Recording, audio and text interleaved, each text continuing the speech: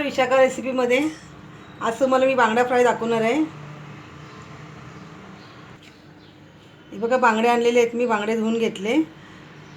धुवून आहे ना, याला आहे ना मीठ लावून ठेवलेले आहे 10 मिनटं मी। आता तुम्हाला मॅरिनेट कसं करायचं ते मी दाखवते।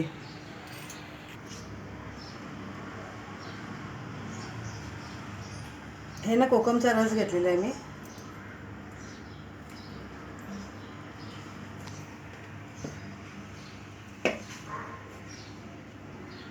हळद 1 चमचा,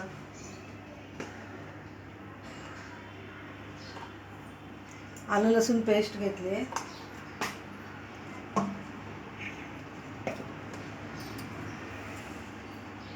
आणि मसाला घेतला। मसाला तुम्हाला पाहिजे तसं लावायचा, तिखट जास्त कमी जास्त हवं असं।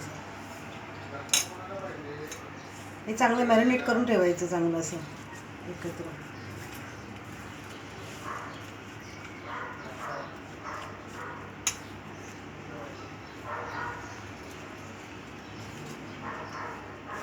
मी आलं लसूण पेस्टमध्ये कोथिंबीर पण घातलेली आहे।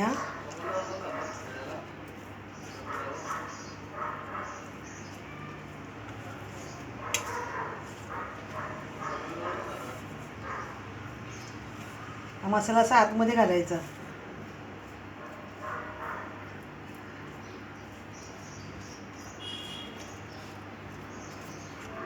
तुम्ही जास्त वेळ ठेवायला अर्धा तास ठेवता, मच्छी आणखी चविष्ट होईल। मग हे बघा,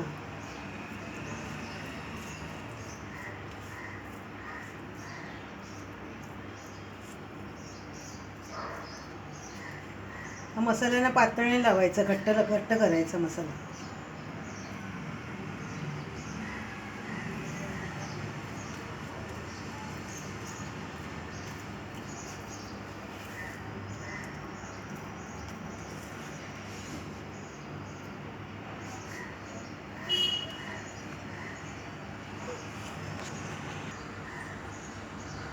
हा मसाला तुम्ही अर्धा तास ठेवू शकता, 10 मिनिटाला ठेवू शकता, असं काही नाही। जास्त वेळ ठेवला तर मॅरिनेट केलं तर चांगली होईल मच्छी। मी तर अर्धा तास ठेवणार आहे मसाला लावून।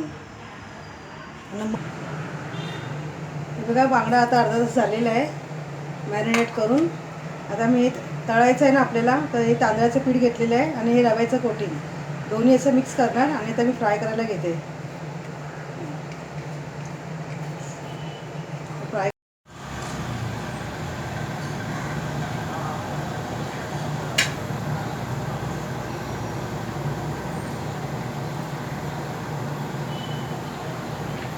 बघा, हा बांगडा आहे ना असा पिठामध्ये चांगला घोळायचा, चांगलं दाबून पीठ लावायचं मस्तपैकी।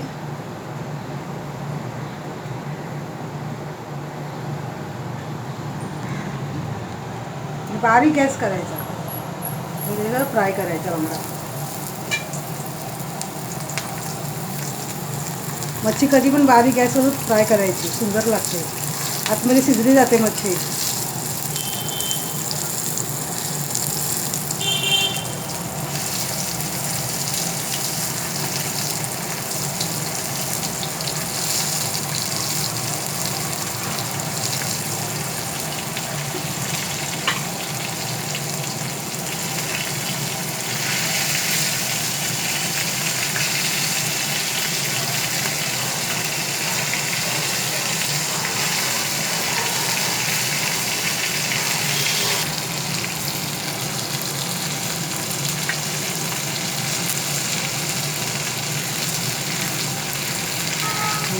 हे बघा मी बांगडे फ्राय करते, आता होत आले आहे।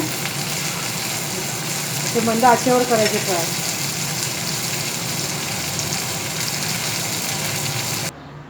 बघा बांगडे फ्राय केलेले आहे, सर्विंग डिशमध्ये ठेवले आहे। जर तुम्हाला माझी रेसिपी आवडली तर तुम्ही लाईक करा, सबस्क्राईब करा। धन्यवाद।